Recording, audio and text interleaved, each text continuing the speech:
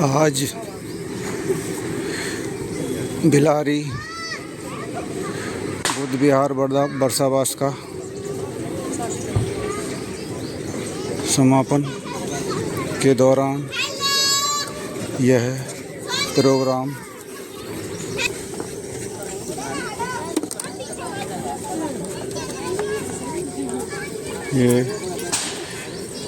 में आए हुए मुख्य अतिथि भंते जी हैं और यहाँ उपासक उपासिकाएं काफ़ी दूर से आए हुए हैं।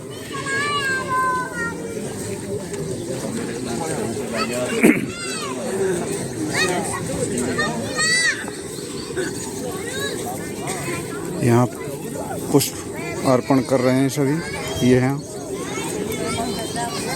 ये चल रहा पुष्प अर्पण।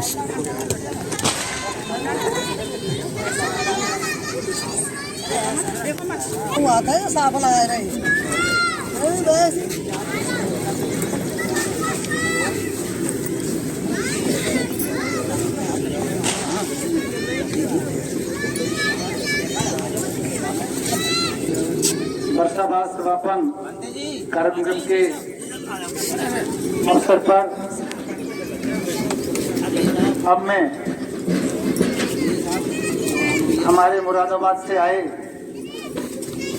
डॉक्टर एम के बरुआ साहब, जो होम्योपैथिक जिला निरीक्षक भी हैं, सेवानिवृत्त खुशहालपुर से, मैं उनसे निवेदन करूंगा कि वो भी तथागत बुद्ध और बाबा साहब को पुष्प अर्पित कर सभी धम्म उपासक उपासिकाओं का धम्म के लाभ से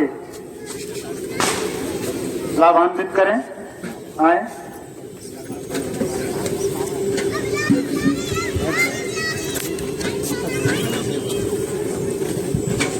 ये सभी पुष्प अर्पण कर रहे हैं। अभी हमारे यहाँ महाकारुण्य सम्यक संबुद्ध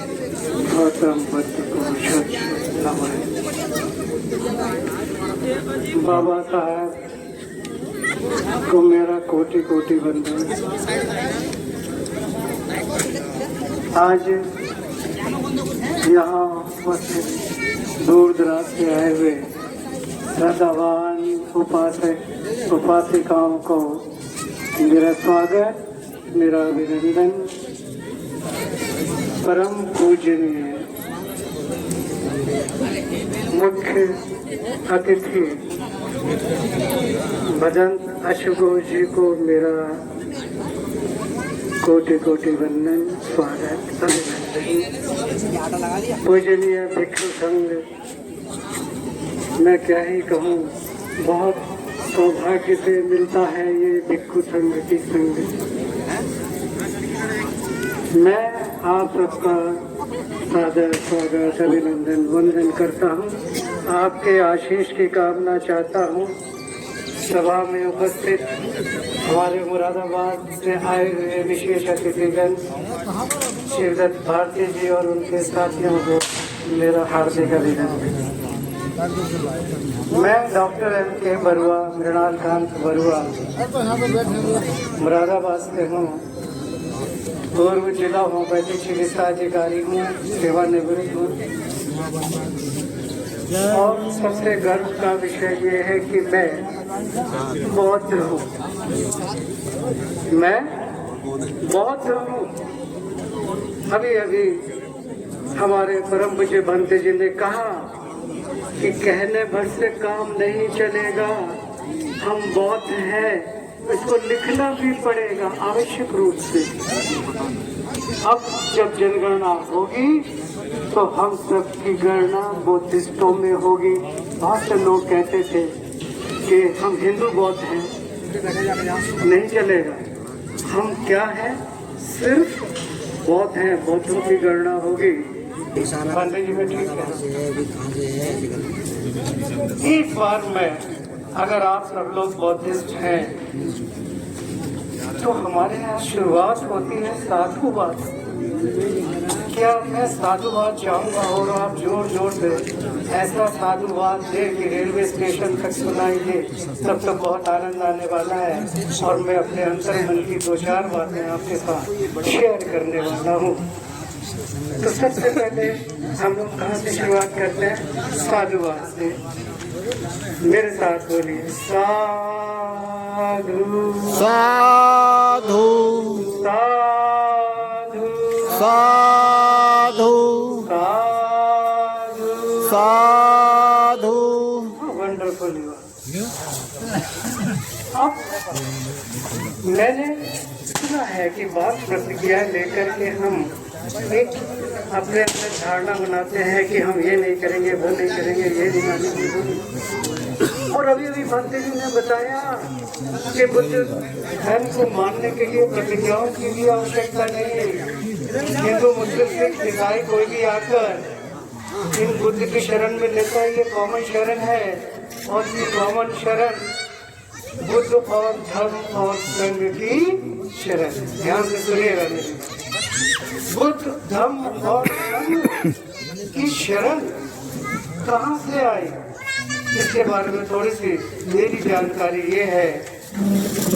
बुद्ध की शरण धम्म जो हम बोलते हैं, धम्म कहाँ से आया? हमारे त्रिपिटक में जो ये अनुशीलन है उनमें से आया। और त्रिपिटक में विनय पिटक, जिस पिटक को उपाली ने लिखा था, उपाली ने ही उसमें वर्णन किया है, बुद्धम शरणम गच्छामि, धम्मं शरणम गच्छामि और संघम शरणम गच्छामि। ये कोई यंत्र नहीं है, ये एक वाइन है। अब आप समझना, इतना जबरदस्त वाइन है, बीमार व्यक्ति ठीक हो जाएगा, आपके मन की दशा ठीक हो जाएगी, आप कितने भी चिंता में हो, आप चिंता से मुक्त हो जाएंगे। और आप कोई भी परेशानी हो, आपकी परेशानी क्षण भर में दूर हो जाएगी। क्षण में दूर करे बोलते हैं ना, लेकिन क्षण में दूर ऐसे होगी। आप सोच के देखिए एक बार, बुद्धम शरणम गच्छामि, धम्मं शरणम गच्छामि, संघम शरणम गच्छामि को जिस तरंग में बोलते हैं, उसके अंदर से जो तरंग उठती है, उससे आप अपने क्रोध, अपने लोभ, अपने मोह, अपनी दुश्चिंताओं से दूर होने वाले हैं। लेकिन उसको समझो तो। और जैसे ही आप ये बोलेंगे, आप किसी की शरण में जाने की आवश्यकता नहीं है, आपकी सारी मनोकामनाएं पूर्ण होने वाली हैं। और वो है बुद्ध धर्म और संघ की शरण लेना। बस ये है तो 30 सेकंड का। इस 30 सेकंड में आप सोच कर देखिए। कभी भी आप आंख बंद करके अकेले में बैठे हो, किसी के बीच में बैठे हो, अपने परिवार के साथ बैठे हो, आप इसको सुंदर ढंग से तरंगित रूप से आप एक बार बोल कर देखिए। तो जैसे मैं बोल रहा हूँ उसी प्रकार से आप एक अभ्यास हम लोग करते हैं। बांधे लोग चुपचाप नहीं बैठेंगे, आप लोग भी बोलेंगे। आपके चुप रहने का मतलब उन बातों पर असर पड़ता है। बंदे तो बोलते नहीं, हम क्यों बोलेंगे? तो बंदे जी बोलेंगे ना, और सुर में बोलेंगे। यस, सब लोग तैयार? एक बार हाथ जोड़ लीजिए, हाथ जोड़ लीजिए बुद्ध की तरफ। मैं सभी से अनुरोध करता हूँ, मेरा विनम्र निवेदन है, प्लीज बंदे लोग हाथ जोड़िए। बुद्धं शरणं गच्छामि। बोलना है। नहीं बंदे जी, सिर्फ जोर से बोलना है और मन से बोलना है, मन की आवृत्ति से बोलना है। तभी आपके दुख दूर हो जाएंगे, क्षण भर में दुख दूर हो जाएंगे। बुद्धं शरणं गच्छामि, बुद्धं शरणं गच्छामि, संघं शरणं गच्छामि।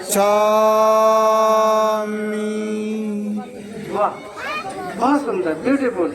बस इतना सा अभ्यास करिए। आप बुद्ध की शरण में आ गए, आप धम्म की शरण में आ गए, संघ की शरण में आ गए, किसी और की शरण में जाने की आवश्यकता नहीं, कुछ मांगने की। वो स्वतः ही आपको मिलने वाला है, क्योंकि आप बुद्ध और धर्म और संघ की शरण में आ चुके हो। ये आपके लिए गौरव। दूसरी बात, हम लोग बुद्ध पूजा, धर्म पूजा, संघ पूजा करते हैं, वंदना करते हैं, और उन वंदनाओं को ध्यान से उनको स्मरण ना करें। स्मरण करने के साथ साथ उसमें लिखा क्या है इसको भी पढ़ने, उसको भी मनन करना है, उसको भी समझना है। मैं आप सबको सच बता रहा हूँ, मैं ऐसे परिवार से था जिस परिवार में मेरा पिता स्वयं बौद्ध भिक्षु था। बौद्ध भिक्षु रूप में उन्होंने अपनी पढ़ाई पूरी की, भारतीय सेना में भर्ती हुए, और उसके बाद पीएनसी में उन्होंने सेवाएं दी। उस वक्त आरक्षण का मुआवजा नहीं था। मेरे दादाजी भी, मेरे पुरखे बौद्ध धर्म के थे। बाबा साहब ने 14 अप्रैल 56 को बुद्ध धर्म को अपनाया था। मैं जनवरी 56 को पैदा हुआ था और मैं बुद्ध, तो मैं कितना गौरवान्वित हूँ। हम अल्पसंख्यक थे, हिमालय में बसने वाले और त्रिपुरा और बंगाल में रहने वाले अल्पसंख्यक लोग आज इतने अपने आप को सीना चौड़ा करके चलते हैं बाबा साहब की वजह से, और 10 करोड़ से भी ज्यादा लोग हमारे साथ कंधे से कंधा मिलाकर चलते हैं। इन बाबा साहब को हम बार बार वंदन करते हैं, उनकी जय जयकार करते हैं। तो जब हम बुद्ध वंदना करते हैं तो वंदना के साथ साथ एक छोटी सी लाइन बोलते हैं हम, यं किंची रत्नम लोके विच्यति विविधा पुति रत्नं बुद्धं समन्नते तस्मा सुद्धि भवन्तु ते। अरे इस दुनिया में जितने भी रत्न हैं, उन सब रत्नों से बड़ा रत्न, सबसे सुंदर रत्न क्या है? बुद्ध का, धर्म का और संघ का। पृथ्वी पर इससे बड़ा कोई रत्न नहीं है। इस रत्न की अनुकंपा हो तो 3 रत्न कौन से हुए? बुद्ध, धम्म और रत्न। रत्न क्या होता है आपको तो बताने की आवश्यकता नहीं।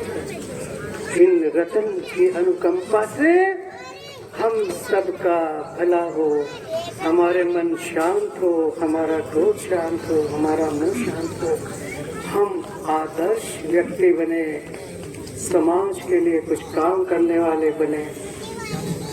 इस धर्म को आगे बढ़ाने के लिए मेरे यहाँ एक परंपरा है, ध्यान रखिएगा। मेरे यहाँ एक परंपरा है, मेरी कम्युनिटी में, हूँ बुद्ध कम्युनिटी की, और ये कम्युनिटी मेरी अपनी है, इसलिए मेरा बोलना मेरा अधिकार जाता है। अगर आप आदेश करें तो मैं,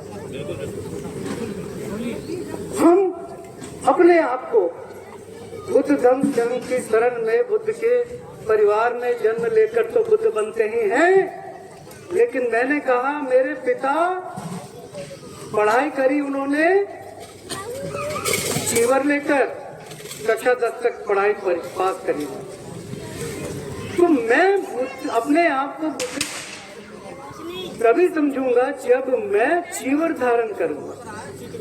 बनते जी, अगर आपने, चाहे वो स्त्री हो या पुरुष हो, आपने जीवन में एक बार इस चीवर को धारण नहीं किया, आप श्रमण श्रामणेर श्रामणेरी नहीं बने, तो कैसा बुद्धिज्म है आपका? और ये भांडे जी ने बोला ना कि बुढ़े बुढ़े और फिर तो जवान जवान आने शुरू हो जाएंगे। सोच लीजिए अपने परिवार से, मैं बुद्ध गया में 2 बार परिवर्तित हुआ, ब्राह्मणर बना, अपने बच्चों को नाम में, और इतना बड़ा अनुष्ठान करते हैं हम, इसको आप क्यों नहीं कर सकते? अपने परिवार के 10 वर्ष की आयु से 14 वर्ष की आयु तक के बच्चे, बाद में तो पढ़ाई टफ हो जाती है, आप 2 घंटे 10 दिन 7 दिन 1 महीने के लिए आप उसको चीवर पहना करके बुद्ध विहार में बुद्ध धर्म की शिक्षा के लिए करके तो देखिए,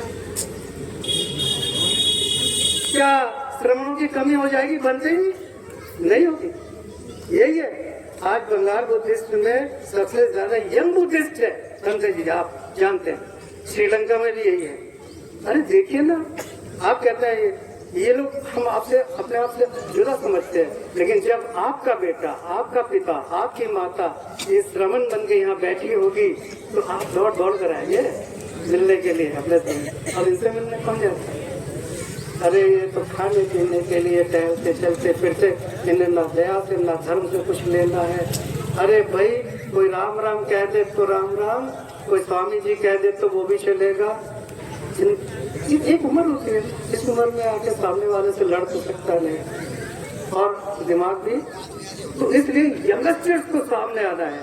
उनको, जिनके पास पैसा नहीं है, वो लोग अपने बच्चों को चीवर पहना करके पढ़ाई करवाइए, और देखिए कितने स्ट्रॉन्ग। ये गया में देखिए नालंदा यूनिवर्सिटी PhD कर रहे हैं बनते लोग, और जगह जगह जाके बहुत सारी।